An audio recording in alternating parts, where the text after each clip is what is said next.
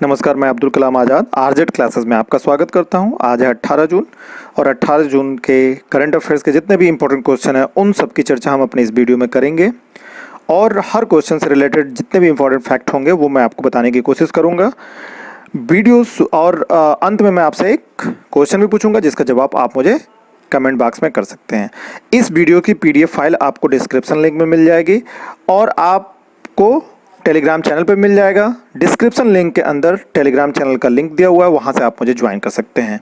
शुरू करने से पहले मैं आपसे निवेदन करना चाहता हूं, यदि आप हमारे चैनल पर नए हैं तो प्लीज़ सब्सक्राइब करें, बेल आइकन प्रेस करें जिससे आने वाले प्रत्येक दिन की वीडियोस की नोटिफिकेशन सबसे पहले आप तक पहुंच सके और ज़्यादा से ज़्यादा शेयर करें जिससे कि हर उस व्यक्ति तक पहुंच सके जिनको करंट अफेयर्स की आवश्यकता है। तो चलिए शुरू करते हैं। पहला question, world day to combat desertification and drought कब मनाया जाता है? प्रत्येक वर्ष 17 जून को world day to combat desertification and drought मनाया जाता है। ये क्यों मनाया जाता है? ये लोगों के अंदर हर वर्ष मरुस्थलीकरण और सूखे के प्रभाव से निपटने के लिए लोगों के अंदर जागरूकता फैलाने के लिए मनाया जाता है। अब इसका समाधान संभव है कि कैसे हम मरुस्थल से उसको हरित भूमि में बदला जा सकता है। तो इन सब चीज़ों को जागरूक करने के लिए 17 जून को world day to combat desertification and drought day मनाया जाता है। इस साल इसका जो विषय है वो फूड, फीड, फाइबर, ये इसका थीम है। 1994 से प्रत्येक वर्ष इसको मनाया जाता है। यूनाइटेड नेशन ने इसको घोषित किया है। यहाँ पे दो अदर इंपॉर्टेंट फैक्ट्स हैं, डेट्स हैं, आप देख सकते हैं। 15 जून को हमने अभी हाल ही में ग्लोबल विंड डे मनाया था और 16 जून को international day of African child मनाया जाता है। अफ्रीकन चाइल्ड प्रत्येक वर्ष मनाया जाता है। तो ये इंपॉर्टेंट डेट्स हैं, आप इनको नोट करिएगा। चलिए अगले क्वेश्चन की तरफ आगे बढ़ते हैं। हाल ही में अमेरिकी सैन्य अकादमी से स्नातक की उपाधि पाने वाली पहली सिख कौन है? तो अनमोल नारंग पहली सिख महिला हैं और पहली सिख हैं जो अभी अमेरिकी सैन्य अकादमी से स्नातक सेकेंड लेफ्टिनेंट के रैंक के साथ स्नातक की उपलब्धता हासिल किया है। इनको आप इस तस्वीर में देख सकते हैं। अब यहाँ पे आपको एक इम्पॉर्टेंट फैक्ट बताते हैं। इनका कहना है कि उनके धर्म और समुदाय का प्रतिनिधित्व करने के उनके प्रयास अमेरिकियों को सिख धर्म के बारे में और सीखने के लिए प्रोत्साहित करेंगे। इनका जो जन्म और पालन पोषण हुआ है वो जॉर्जिया में हुआ है, अमेरिका के शहर है जॉर्जिया, वहाँ पे हुआ है। अब यहाँ पे अमेरिकी सैन्य अकादमी यानी कि अमेरिका से संबंध आया, तो अमेरिका से रिलेटेड कुछ इंपॉर्टेंट फैक्ट्स हम जान लेते हैं। अमेरिका को हम यूनाइटेड स्टेट ऑफ अमेरिका कहते हैं। इसकी राजधानी जो है वो वाशिंगटन डीसी है, वाशिंगटन डीसी। सबसे बड़ा शहर क्या है? न्यूयॉर्क है। न्यूयॉर्क सिटी सबसे बड़ा शहर है। यहाँ की जो भाषा है वो इंग्लिश है। राष्ट्रपति डोनाल्ड ट्रंप हैं और इंडिपेंडेंस इसका 4 जुलाई 1776 से मनाया जाता है। 4 जुलाई सन 1776 में ये ब्रिटेन से आज़ाद हुआ था, तो तब से मनाया जाता है। चलिए अगले क्वेश्चन की तरफ आगे बढ़ते हैं। क्वेश्चन नंबर 3, कौन सा राज्य मनरेगा के तहत श्रमिकों को सबसे अधिक रोजगार मुहैया कराने वाला राज्य बना? तो इसका सही जवाब है उत्तर प्रदेश। हाल ही में उत्तर प्रदेश ने मनरेगा, महात्मा गांधी राष्ट्रीय ग्रामीण योजना गारंटी अधिनियम 2005 के तहत लगभग 57,12,975 लोग को इसने 975 लोगों को रोजगार दिया है, जो कि पूरे इस मनरेगा के तहत किए गए कार्य का 78% है। तो ये उत्तर प्रदेश सबसे ज़्यादा रोजगार मुहैया कराने वाला राज्य बना है। ठीक, अब मनरेगा से इंपॉर्टेंट कुछ फैक्ट्स जान लेते हैं। मनरेगा 2005 में बना था और 7 सितंबर 2005 को इसकी स्टार्ट हुआ था। इसमें क्या होता है, 100 दिन का रोजगार फिक्स की जाती है, 100 दिन की रोजगार की गारंटी होती है। पहले इसका नाम हुआ करता था नरेगा, राष्ट्रीय ग्रामीण रोजगार गारंटी अधिनियम। 2009 में 2 अक्टूबर को इसका नाम बदल दिया गया, नाम तो वही रहा, महात्मा गांधी इसमें जोड़ दिया गया, तो अभी ये मनरेगा बन गया, महात्मा गांधी राष्ट्रीय ग्रामीण रोजगार योजना। अच्छा, एक जो सबसे महत्वपूर्ण फैक्ट है इसके अंदर, 2020 और 2021 इस वित्तीय वर्ष के लिए 1 लाख करोड़ रुपए का बजट इसका तैयार किया गया, जो अब तक के मनरेगा के बजट का इतिहास का सबसे ज़्यादा रकम है। तो ये इंपॉर्टेंट फैक्ट है, तो नोट करके रखिए। चलिए अगले क्वेश्चन की तरफ आगे बढ़ते हैं। हाल ही में लोकप्रिय लोक गायक हीरा सिंह राणा का निधन हो गया, उनका संबंध किस राज्य से है? तो उत्तराखंड के ये बहुत ही प्रसिद्ध लोक गायक हीरा सिंह थे। अब इनका जन्म 1942 में हुआ था और हाल ही में आपको इनके बारे में एक इम्पोर्टेंट कोई आप इस चित्र में देख सकते हैं। और हाल ही में दिल्ली सरकार ने गढ़वाल कुमायूं और जौनसारा अकादमी का उपाध्यक्ष भी नियुक्त किया था। फिलहाल तो इनका अभी देहांत हो गया है। अच्छा, यहाँ पे टर्म इस्तेमाल हो रहा है उत्तराखंड, तो उत्तराखंड से रिलेटेड हम कुछ फैक्ट्स जान लेते हैं। उत्तराखंड 9 नवंबर को बना था सन 2000 में। इसके मुख्यमंत्री हैं त्रिवेंद्र सिंह रावत, गवर्नर यानी कि राज्यपाल हैं बेबी रानी मौर्य। कैपिटल पहले एक हुआ करता था, अभी मैंने आप पुराने वीडियोस देखेंगे तो उसमें आपको मिलेगा। हाल ही में गैरसैंण इसकी दूसरी राजधानी बना दी गई और वो गर्मी का है, ग्रीष्मकालीन राजधानी है गैरसैंण, और देहरादून इसका शीतकालीन राजधानी है। विधानसभा की कुल 70 सीटें हैं, लोकसभा की 5 सीटें हैं, राज्यसभा की 3 सीटें हैं। तो ये महत्वपूर्ण फैक्ट है उत्तराखंड के बारे में। चलिए अगले क्वेश्चन की तरफ आगे बढ़ते हैं। इंस्टीट्यूट ऑफ मैनेजमेंट डेवलपमेंट के विश्व प्रतिस्पर्धी सूचकांक में प्रथम स्थान किसे हासिल किया है? तो इसका सही जवाब है सिंगापुर। सिंगापुर ने ये जो विश्व प्रतिस्पर्धी सूचकांक जारी किया Indian institute of management development ने, तो उसमें प्रथम स्थान पाया है। विश्व प्रतिस्पर्धी सूचकांक है वो सिंगापुर और स्विट्जरलैंड में स्थित business school Indian institute of management development के द्वारा जारी किया जाता है। अब इसमें सिंगापुर फर्स्ट रैंक पाया है,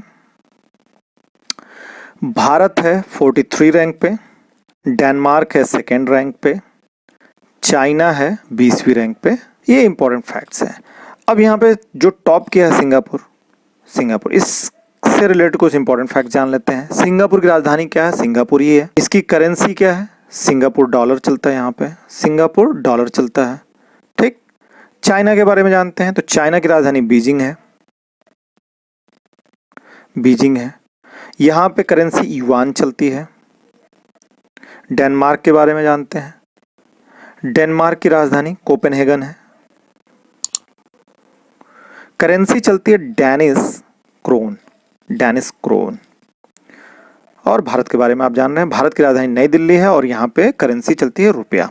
तो ये इन सारे देशों के इम्पोर्टेंट फैक्ट्स थे जो अक्सर एग्जाम्स वगैरह में पूछता है। अब मैं आप सबसे निवेदन करना चाहता हूँ, अगर आपको वीडियोस अच्छी लगती हैं तो आप प्लीज़ पूरा देखिए।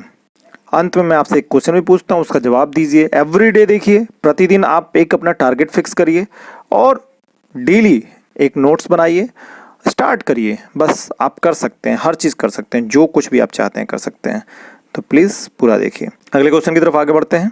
मुहम्मदकली अबिलगाज़िएव ने किस देश के प्रधानमंत्री पद से इस्तीफा दिया है? तो अभी हाल ही में किर्गिस्तान के प्रधानमंत्री पद से मुहम्मदकली अबिलगाज़िएव ने इस्तीफा दिया है। काफ़ी अच्छा नाम है और काफ़ी डिफ़िकल्ट नाम है, बोलने में दिक्कत हो रही है, तो अच्छी बात है। आप इनको इस तस्वीर में देख सकते हैं। इन्होंने अभी हाल ही में इस्तीफा दे दिया क्योंकि यहाँ इनके वहाँ राष्ट्रीय रेडियो फ्रिक्वेंसी के असाइनमेंट चल रही आपराधिक जांच में कुछ गड़बड़ी है, जिसका हवाला देते हुए इन्होंने अपना इस्तीफा दिया है। तो ये इम्पोर्टेंट फैक्ट्स है।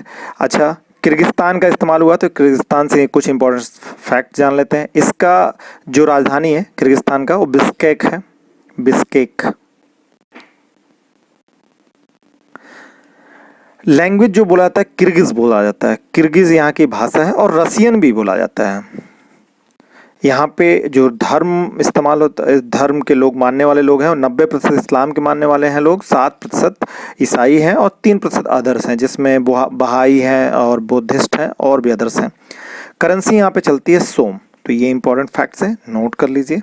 चलिए अगले क्वेश्चन की तरफ आगे बढ़ते हैं। क्वेश्चन नंबर 7, किस राज्य सरकार ने नौकरी पोर्टल कर्मभूमि का शुभारंभ किया? तो अभी हाल ही में पश्चिम बंगाल ने कर्मभूमि पोर्टल का, नौकरी पोर्टल का शुभारंभ किया है। तो अभी कर्मभूमि पोर्टल है क्या?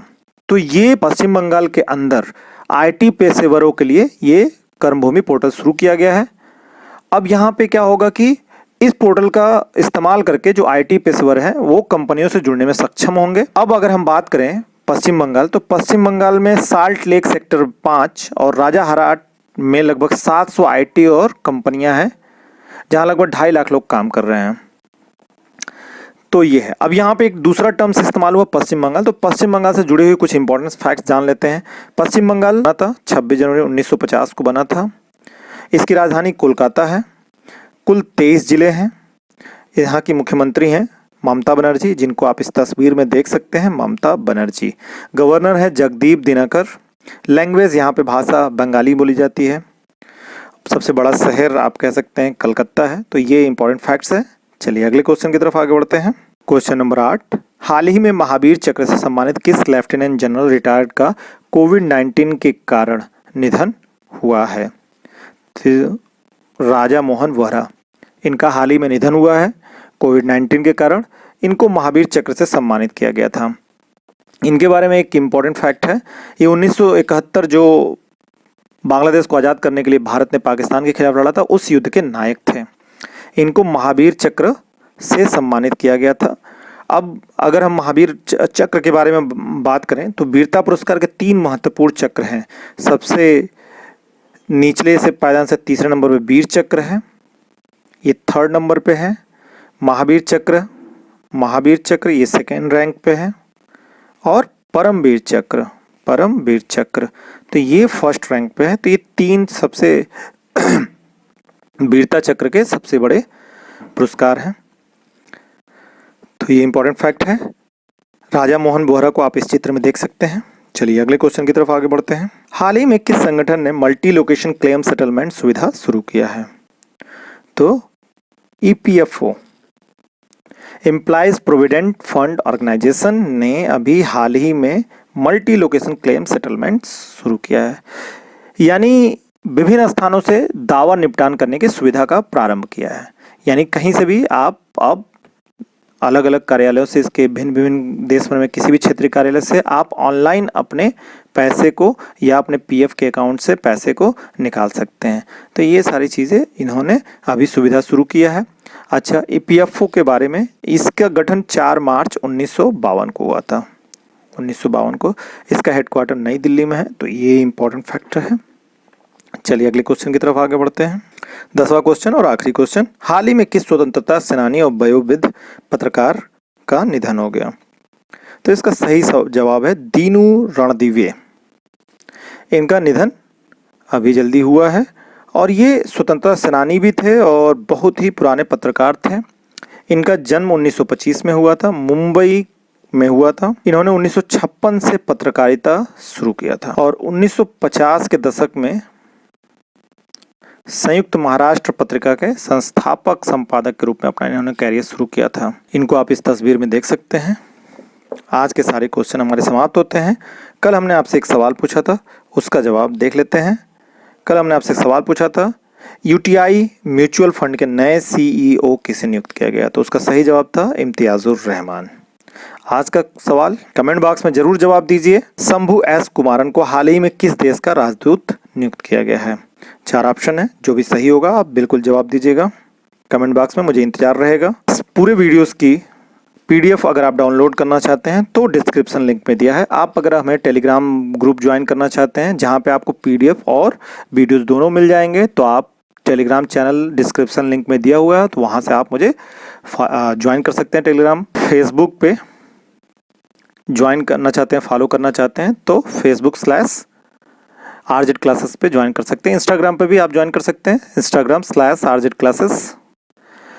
अगर आप हमारे चैनल पर नए हैं तो प्लीज़ सब्सक्राइब कर लें, बेल आइकन प्रेस कर लें, ज़्यादा से ज़्यादा शेयर करें, लाइक करें।